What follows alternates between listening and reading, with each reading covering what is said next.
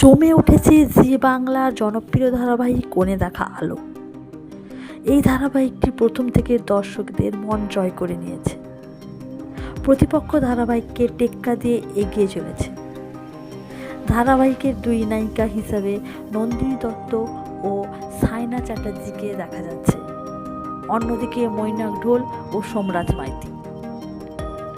তবে আস্তে আস্তে ধারাবাহিকে অনুভব ও লাজবন্তী গল্পের প্রধান আকর্ষণ হয়ে উঠেছে।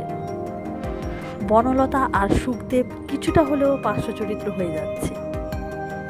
জোর করে অনুভব বনলতার বিয়ে হলেও অনুভব ভালোবেসে ফেলেছে লাজুকে, অন্যদিকে লাজুও ভালোবেসে ফেলেছে মনে মনে।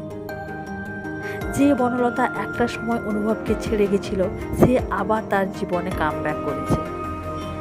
হয়তো পরবর্তীকালে বনলতা চরিত্র নেগেটিভ হয়ে উঠতে পারে।